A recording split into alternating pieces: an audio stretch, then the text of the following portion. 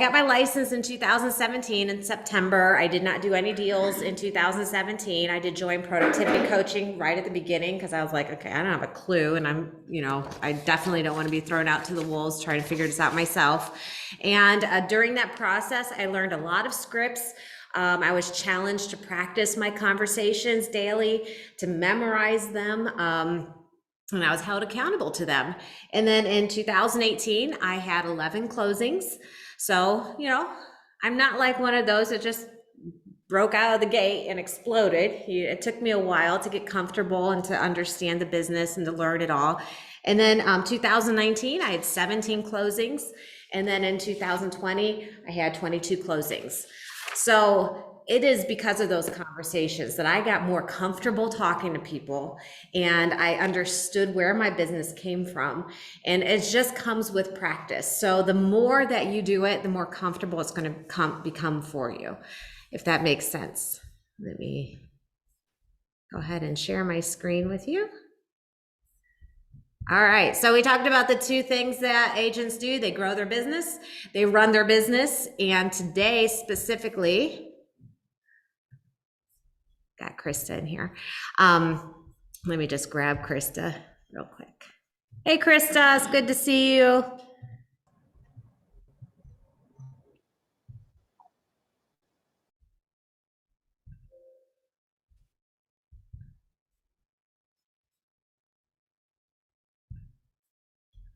And I was just telling everybody on Monday, we will start with, we have other agents coming in to teach. So bear with me one more day. And I think a lot of agents, they avoid this conversation about conversations on purpose because it is kind of the scary part.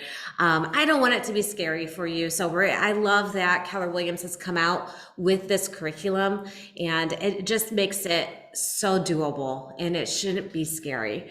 We all say scripts all the time. We have conversations. We say the same things over and over again. So this shouldn't be scary. Now, today's subject matter touches everything, because not only is it about lead generating, it's also about your listing presentation, about your buyer presentations. It's when you're out there looking at property and you run into somebody, when you're showing houses to buyers, when you're in open houses, right? You have these same conversations. And when you're in the middle of the closing and the transaction, you have to talk to the lender, you have to talk to the title company, you have to manage those conversations well.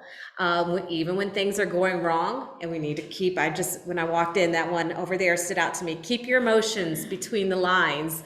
And that's a huge one in having a great conversation, is to keep those emotions between the lines, even when it's getting a little tense, when you're getting objections from whether it's the for sale by owner, or it's from the buyer who doesn't want to get pre-approved, or whether it's the co-broke on the other side who's making life a little difficult. So having great conversations, keeping the emotions between the lines, knowing what to say is extremely important.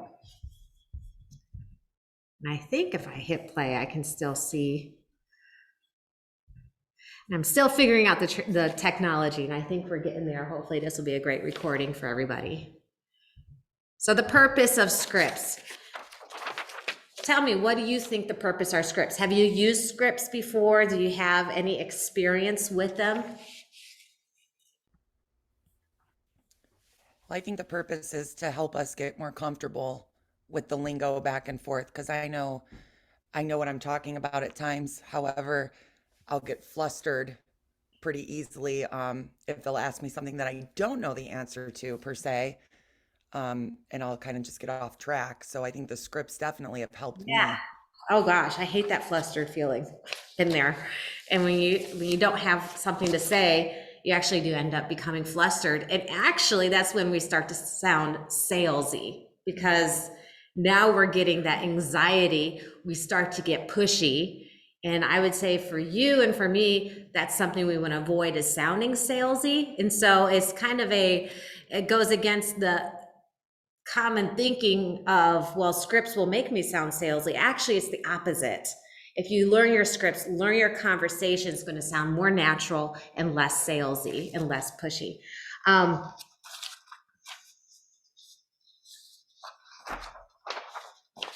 move on to I need two, and I've discovered, and now I need two stands, one for my folder, one for the computer.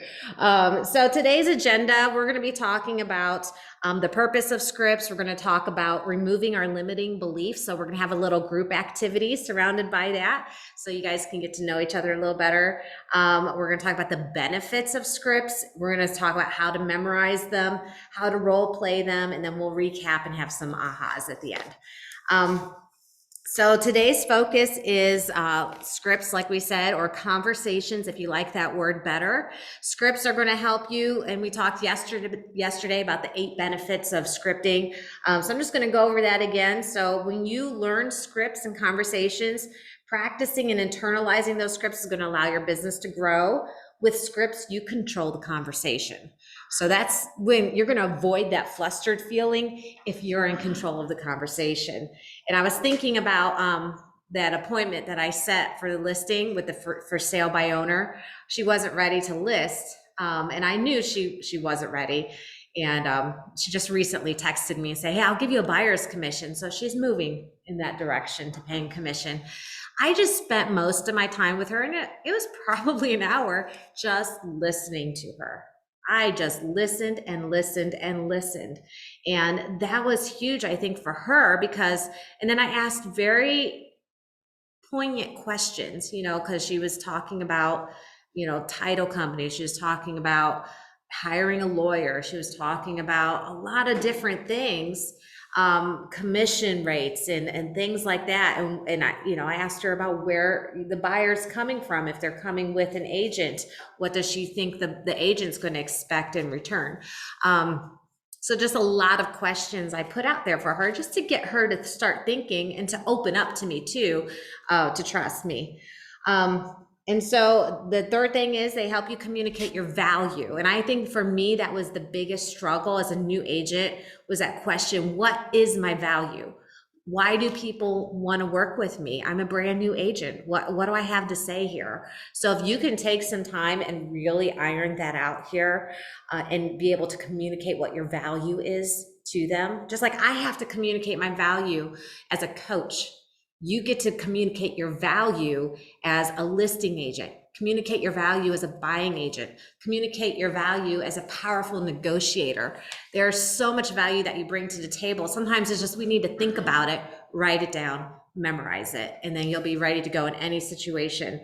And then scripts help you uncover motivations. So like I said, those questions that I was asking the seller was helping to uncover motivations. I know why she needs to sell. First of all, having an empty house sitting there costing you taxes right there. I know that's a motivation to get this house sold. Scripts allow you to have a rehearsed response so that you can help the consumer understand a very complicated process. So if we're not careful, we might start throwing around words like CMA. Before you were an agent, and if you heard the word CMA, would you have any idea what that meant, right? So we have a script around, these are the comparable sales in your neighborhood that show you what your home would have sold for when these homes sold. So we have a scripted conversation, so we're not throwing out in a hurry words that our consumers can't understand. And if they can't understand, they're going to feel insecure, and they may end up blaming us if things go wrong. So over communicating in a way that's understandable is part of scripting. And then scripts allow you to ask questions in a way that you can quickly share the information to better serve them.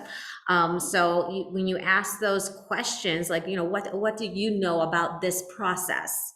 That's going to help open up the door where you're going to find out what they know, what they don't know, and you can fill in the gaps for them. So being able to ask those questions to really get into their understanding is important, because I think sometimes we assume, at least I did as a new agent, I don't even know why I assumed that buyers understood what was going on, or I assumed that sellers understood how agency works and things like that.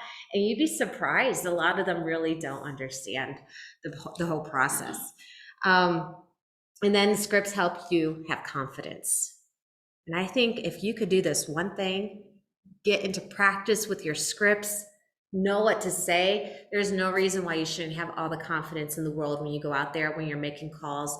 You know what to say. You've tried them out. You've tested them. You've worked with your script partner. They've given you some great feedback. You really will have a ton of confidence. So we talked about the purpose of scripts. If you heard, if say you went to the mall or something, let me move my little bar so you can see it. You've probably heard things like this before, right? Somebody's like, did you find everything you were looking for? Go ahead and look around and please let me know if I can help you. I see you admiring that big screen TV. Are you looking to get one for this big game this weekend? Why are salespeople saying stuff like this to you? What's the purpose? Start a conversation. Start a conversation. Good.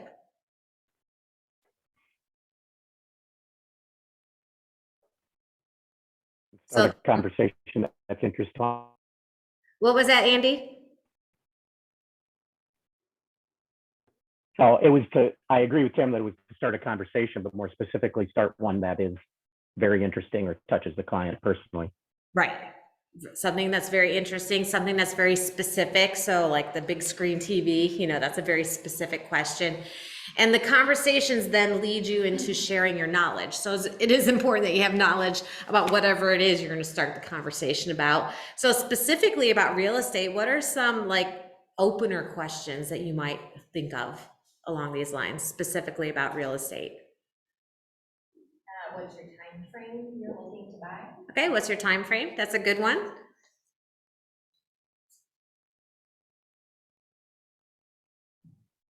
If you're working with a seller, I think it's important that you know their like main drive for wanting to sell.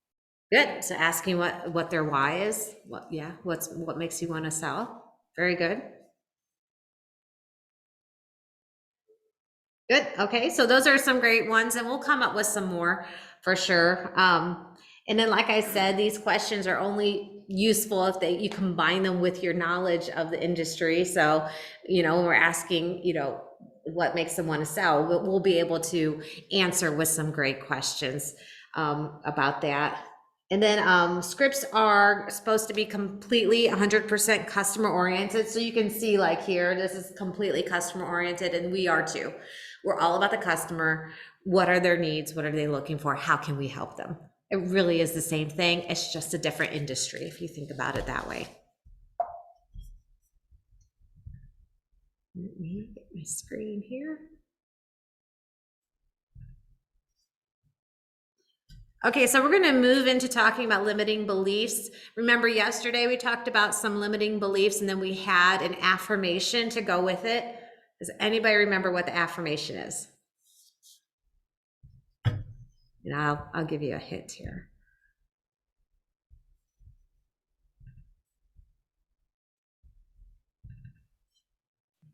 Jennifer, I wrote it down, so I have it here. Okay, what do you got? I always come from contribution. People will welcome my call. That's right. I always come from contribution. People welcome my call. That's to get past some limiting beliefs that we have about the purpose of our call and the benefit of our call for people. So we're going to move into an activity, and we're going to talk a little bit about limiting beliefs and how do limiting beliefs hold you back?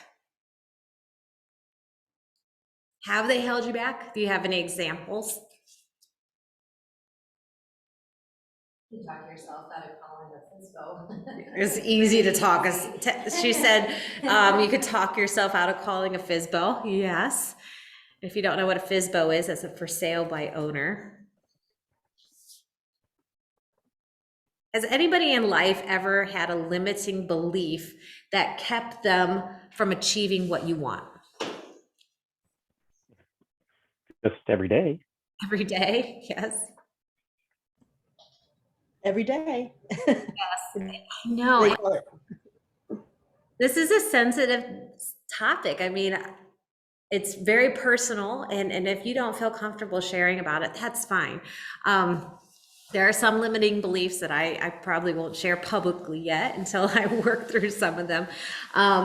So that's okay if you're not comfortable sharing them. If you can turn to page 4 in your participants guide, we're gonna do a little activity. Does everybody have that?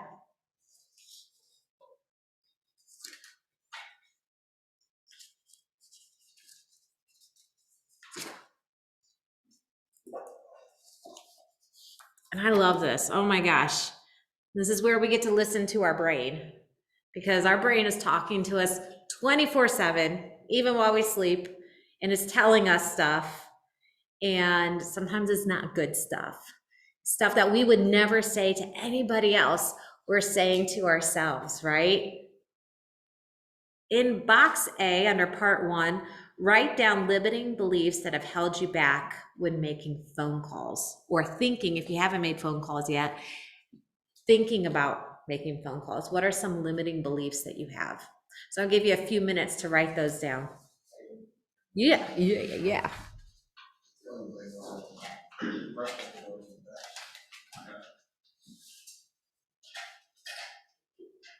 Is that orange? I give you this one too, okay, yeah, right, the orange.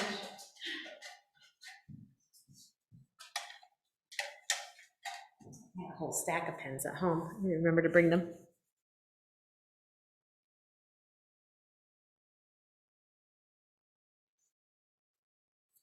I wrote a whole list of my limiting beliefs right here.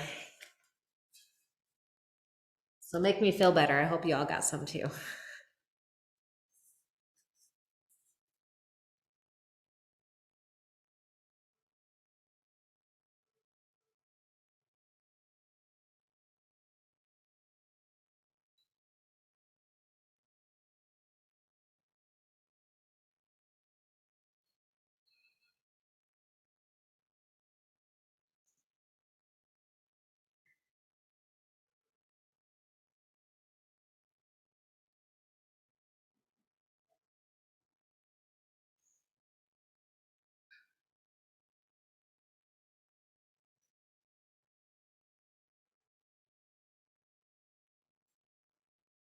You can keep writing. However, if you thought of something and you're willing to share it with the group, what are some of your limiting beliefs?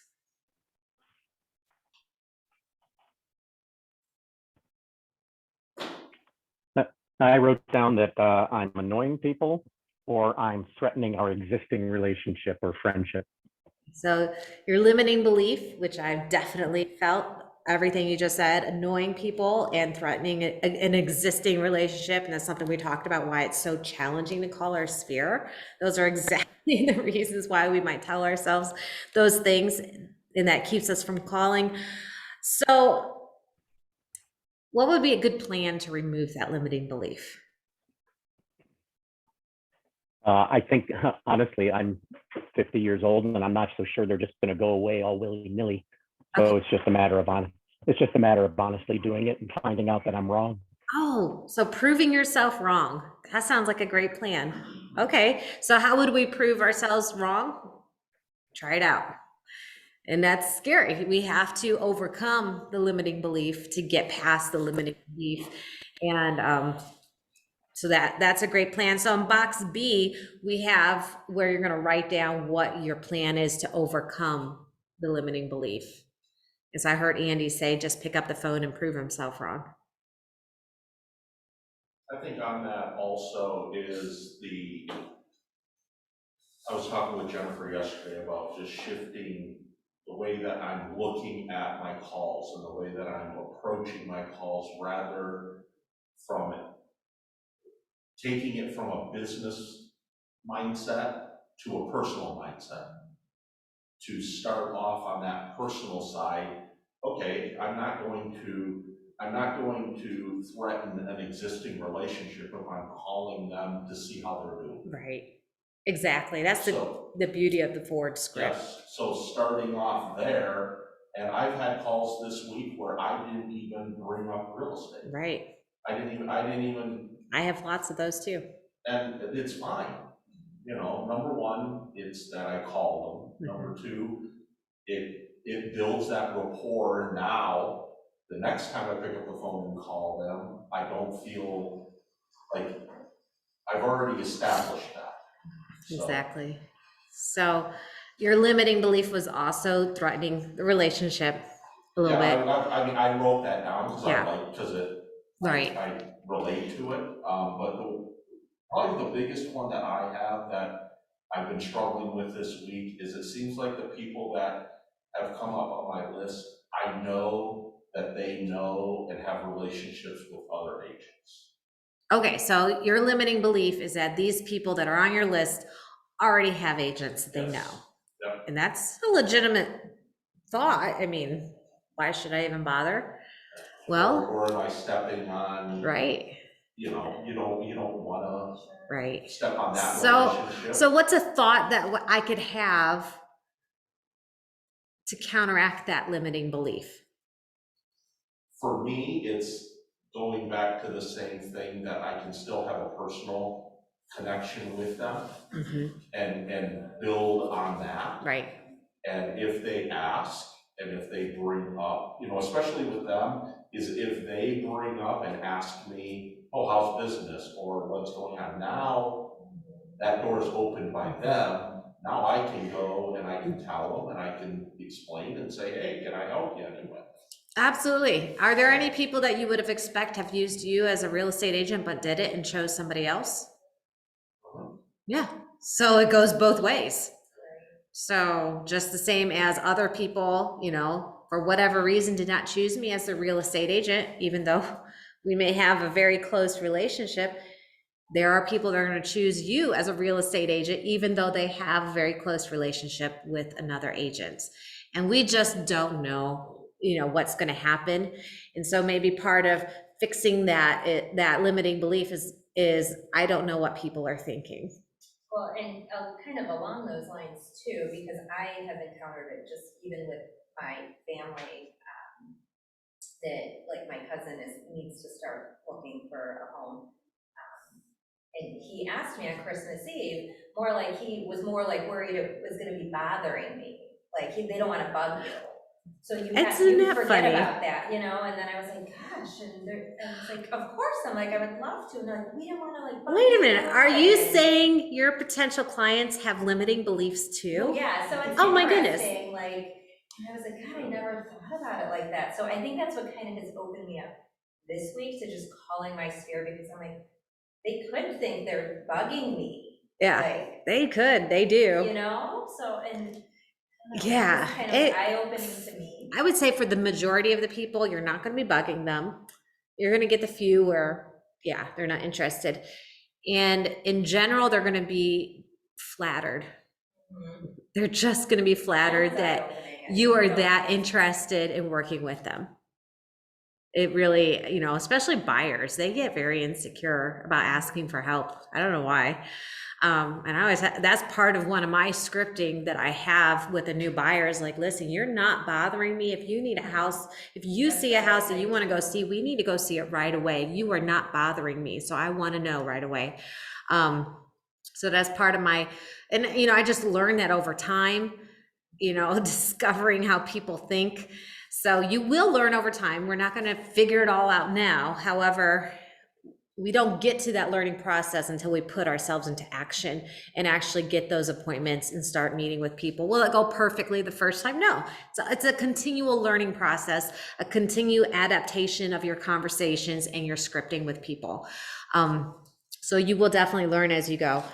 Some that I wrote down. So there is a partner activity. I would love for you to do this with your scripting partner to fill out this second part.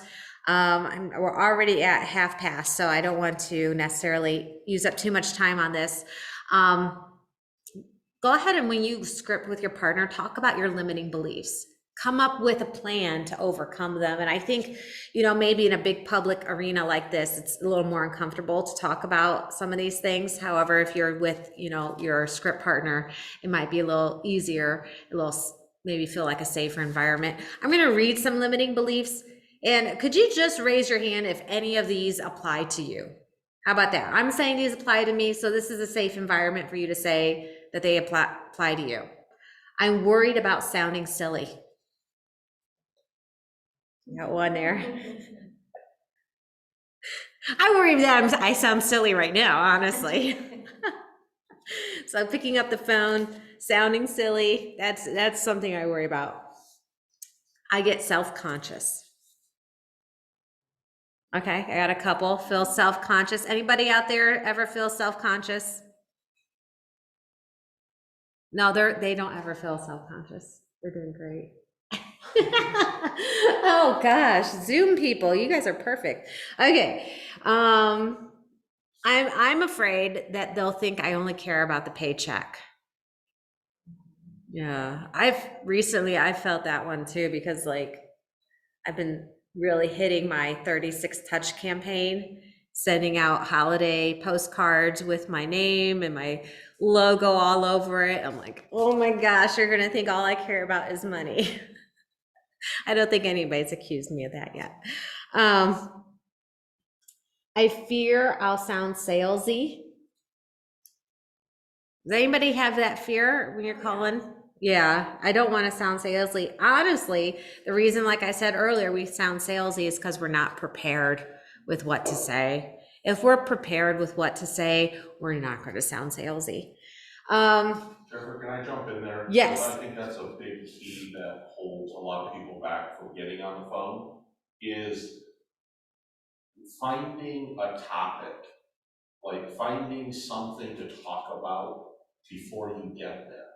Yeah. So, and if it's something, it doesn't even have to be work related or real estate related, but just something that you are comfortable talking about and having that ready. Yes. And then if you are looking for other things to talk about, reach out to partners, reach out to your mortgage people, reach out to your title people, ask them for topics that they have, that they can give you information about, that you can then feel comfortable throwing, basically throwing into a conversation when you're on the phone. Okay, so I don't know if you heard Tim. He said basically be prepared with a topic before you call. And that's definitely something I was going to talk about. And he gave a great idea. Like if you're not sure what to talk about, you can call your lenders. Think of different reasons. What are some different reasons that we could call our sphere? And I think of the conversation like this. We do our Ford, F-O-R-D, first, and then the transition is the reason for my call. What are we going to say is the reason for my call? Any ideas today? Right now, I'm talking with them about projections. Okay. What are projections? We're in the new year. What have you heard? What are you hearing out there? What do you think is happening in the real estate world? Do people like talking about real estate? A lot of people do. They because do. It's a pretty hot topic out They there. love talking. Go read like a quick article in the news today about real estate. Trust me, there's plenty there. Hey, how you doing? Saw you were on vacation, blah, blah, blah. So the reason for my call today is that I just wondered if you had any questions about this coming year in real estate. I've gotten a lot of information and I'd be happy to share that with you. I'd be very interested in that conversation if I wasn't a real estate agent. I'm like, yeah, tell me what's going on. I want to know. I'm probably a homeowner. I'm worried about my home values, or I'm like, are they going to keep going up? What's going on? My taxes going to keep going up. My taxes go up and then my value goes down and I'm still paying high taxes. That's what I'm thinking about. And I'm finding that there's a lot of misinformation and misconceptions. So it's like, okay, great. I'm glad that you're seeing those things.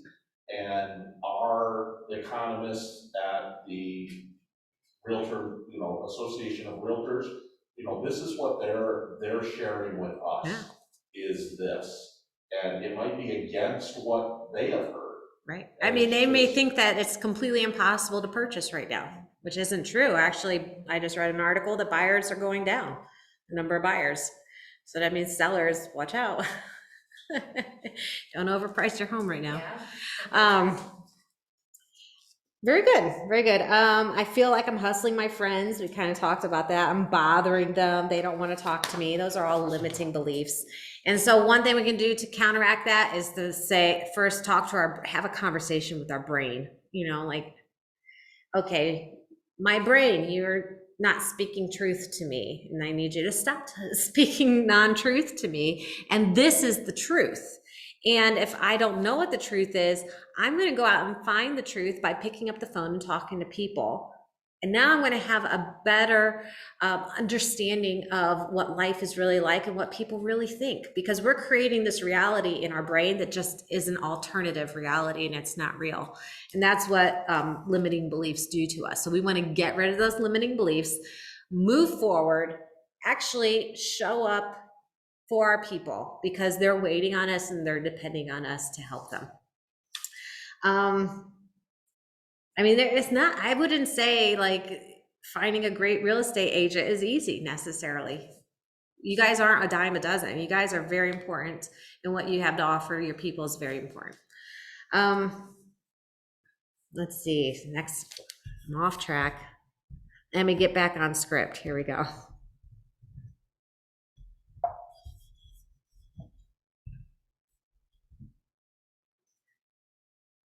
Okay, so benefits, we already talked about building confidence. This is a good one, staying focused and in the present moment. So scripts help us listen carefully, because that's part of our training, is to listen carefully to what's being said. And scripts allow for consistency in what is said and actions that agents take. So I always bring up working with buyers. Sometimes if we're just kind of randomly explaining things to them, it's very likely they're going to miss something very important. So those scripted conversations, that buyer consultation, knowing that we've hit all the major points is extremely important. I use a cheat sheet when I'm working with buyers, and I just go through the list. So I'm not a great memorizer. We will talk about memorizing. However, cheat sheets, there is nothing wrong with them, in my opinion. I'm using a cheat sheet right here. I highlight the certain things I want to say. Something on that is, if you are using those, I would create one for every client or buyer. Yes. And then as you're going through the checklist, it has their name on it. You go through the checklist that you went through. Now, here's what we just went through. And Absolutely. give it back to them. Absolutely. Give it to them. And it's so natural. Yeah, so it doesn't, now it doesn't even look like you're using a cheat sheet. You're creating something. Right. So Tim was saying your cheat sheet can simply be a handout that you give to your buyer, and you just walk them through the handout, explain to them what it is. That's pretty much what I do too. Because I learned that, the buying process is very complicated. There's a lot of steps to it, and I don't want to miss explaining any of it. And I definitely want them to take that information with them. So I'm going to share sound here because we do have a video. And I think here it goes. Hi, I'm Jeff Glover, and I'm going to tell you the top 5 things that you need to know about using scripts. Step 1, you're going to need to get your scripts from a top agent at the office, your team leader, a MAPS coach, or of course Keller Williams University. Step 2, we're going to need to do a total transformation of, instead of talking and telling, of asking questions. Selling isn't telling, selling is asking a series of questions that leads to desired response. So instead of talking so much, we need to get in the habit of asking questions. And asking questions gives us control of the conversation. Control of the conversation gives us our ultimate outcome, which is an appointment set or a closing. Step 3, we need to listen with good intentions. Well, what I mean by that is we need to listen to their answers instead of just listening to them talk and asking another question that comes to mind. For example, instead of asking a seller where they're moving to and then going on to the next question, how soon would you like to be there? Ask them, where are you moving to? And when they give you a response, ask them, what takes you there? Step 4 in becoming better at scripts is we need to learn to mimic, mirror, and match the prospect. What I mean by that is we have to listen to their tone of voice. We have to speed up or slow down based on how fast the prospect is talking. That means when they respond and say, we're moving to Toledo, oh, Toledo, that's exciting. What takes you there? 93% of communication is body language and tonality. and that means only 7% are the words that we say or the questions that we ask. Step 5, we need to take these 5 points and practice them daily. If you think of NFL teams, they practice 50, 60 hours on the practice field for a 1-hour game. Our game is our presentations and our appointments, and we need to practice daily everything that we've learned every single day before we meet with our clients. When it comes to scripts, my biggest aha is that everybody has their own scripts. We're pre-programmed to have scripts, and we're talking and asking questions that are scripted. However, what we found is that most of our own scripts are no good. And so we have to learn the right scripts, the right questions to maintain control of the conversation. Thanks for watching KW Connect. Make it a great day. I think that's Jason Abrams.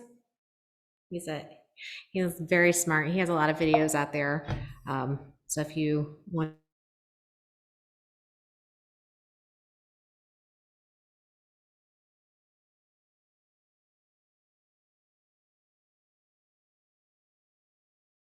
You muted yourself.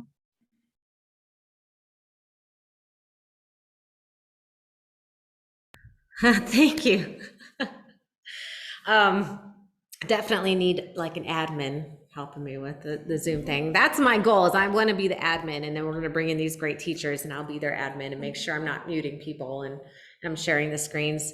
Well, okay, very good. Did you hear the video?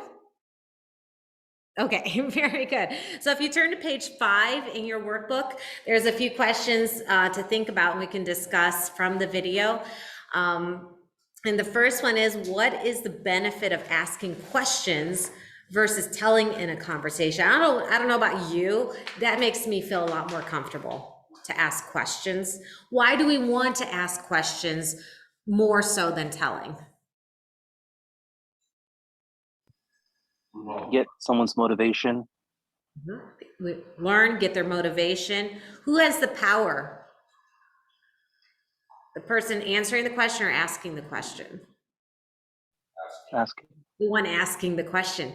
If you're asking questions, you're saying this is the way the conversation is going to go. If we're leaning back and waiting for them to ask questions, now they're dictating where the conversation goes. And we want to have that power in the conversation because we know where the conversation needs to go. And then what are some things that you can do in a conversation to show the other party that you are truly listening? Repeat what they're saying and affirm. Repeat what they're saying and affirm. And I just did that for you, Michelle. So we repeat what they say, we affirm what they're saying. Very good. And that makes, sometimes I can admit to the fact that I can be a poor listener because having a more introverted personality, the conversation is nonstop in my brain. And I could be talking to you and having a completely different conversation in my brain. And I have to learn to shut that mouth up in my brain, listen, and I better be listening because I know my next job is to repeat back what was just told to me. So if I wasn't listening, I know that I will fail my next job, which is to repeat it back. So if you have struggles listening, try that. Work on that, repeating back the answer, and you're going to find that you become a much better listener.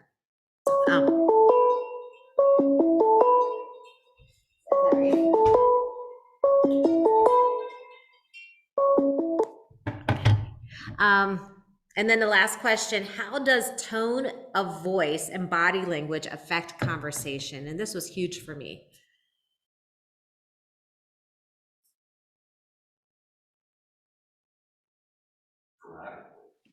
Okay. It was under that, he talked about mimicking. Remember that in the video? It does. So Yeah, like mirror match. It's a mirror match, right? So with it's tone, body language, rate of speech, the pauses, and it's also your overall energy on how you're communicating with a client. Like you could be slouched, hunched, and talk really slow and sound like tired, or you could stand up straight, upright, energetic, happy, and like a higher tone, and then your voice is completely different, like how we just did. And you know, that's how people receive you, because that's all they have to go on. You calling them on one phone call, that's all they're gonna get. So they can get energetic Jennifer or you know, And 6 that, in the morning, and that no does coffee. work Yeah. to an extent. If, say, some people I talk to on the phone are very fast talkers, right? Some people are very slow, deliberate.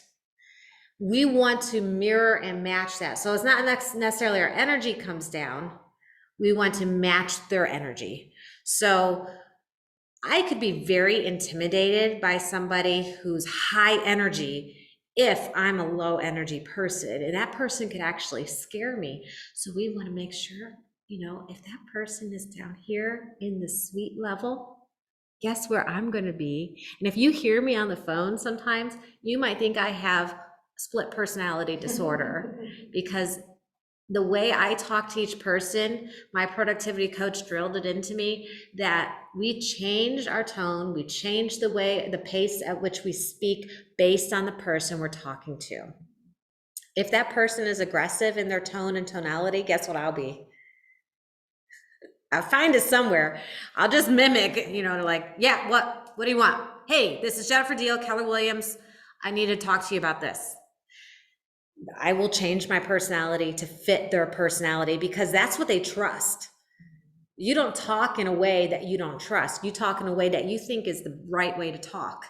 And when other people don't talk that way, so if that, very forceful, aggressive person talks to me that way, and then I go, hi, this is Jennifer. I'm from Keller Williams, and I was just calling. If I come across like that, I'm gonna lose all respect with that person because that's not how they respond. And I love it when I get the sweet voices. I'm like, oh, I can do that. That's nice. So that's the mirror and matching. Keep the energy up, like Vishal said. We don't want to be sleepy, dopey, like, don't have anything exciting to talk about. However, match their tonality, match the way that they are, their pace, especially. If they're slow at talking, it's probably because they need a little more time to process. So if I just go, hey, what's up? And I want to tell you about blah, blah, blah, blah, blah, and I just it all out, they've missed it all. So pay attention to their speed and their tonality and just if they're aggressive or more passive. We want to make sure we don't scare people and we don't want to make people feel like they can't respect us. So it's fun. It's fun. Why don't we try that? Let's see. Who likes acting? Anybody? Did you ever do drama in school or anything?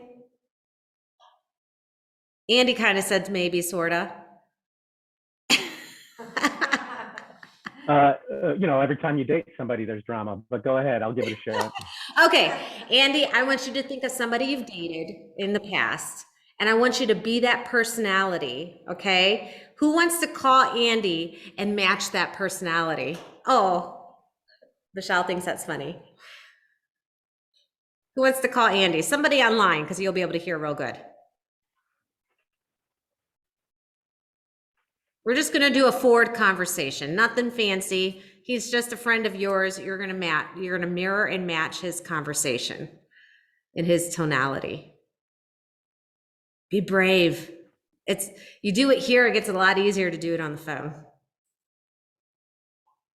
We wanna pick somebody. You can get through a conversation with me. You can converse with anybody. There you go. Who wants to have a conversation with Andy's alternative personality? Danielle? Oh, Hope does. Hope does, yes. Okay, Hope, call up Andy. He's your friend. Ring, Touch and base with him. ring, ring. Hello. Hi, Andy. How are you? Fine. Who is this? This is Hope from Keller Williams. Hope. Oh, yeah. Hope, I remember you. Yeah, I'm the short one. Everybody remembers me. Okay. What's up? Just calling to see how everything was going. to let you know that I'm new to real estate, and I'm starting to grow my business. So I was just wondering if you would be interested in helping me support that. I don't know. I'm happy for you. I really don't know what to tell you. I'm not interested in a home myself. Okay. I don't know. What made you think of calling me anyways? We haven't talked in a while, so I just wanted to touch base with you. And that's perfectly okay. You're not interested in buying or selling or in the market for it, but just please keep me in mind. And I look forward to continuing our conversation. Yeah, that's fair. Can't ask for more than that. Sure. I'm sure I probably have lost your information. I only keep information of people that I know well and like. So, why don't you go ahead and send it to me again? That's understandable. I'll reach out. I'll send you my person and we'll stay in touch. Wow. All right. Great. And this was Julie, right? Nope. Hope. Oh, yeah, all right. That was my next guess. Okay, great. Have a great day. Nice. Wow. An interesting relationship we had. Yeah, that was fun. Sorry, Hope. Are you okay? I'm So okay. it's never All going right. to go that bad, Hope. So don't worry about it. So Andy, Get that out of the way. he doesn't want to dilly dally on the phone. He just wants to know why you called. Just spit it out, right? That's why Matter of factual, make yeah. sure if that person is a real direct person, just spit it out. They're going to really appreciate it to get to the point. Send a card with your business card and say, hey, I know you need my business card. Here you go.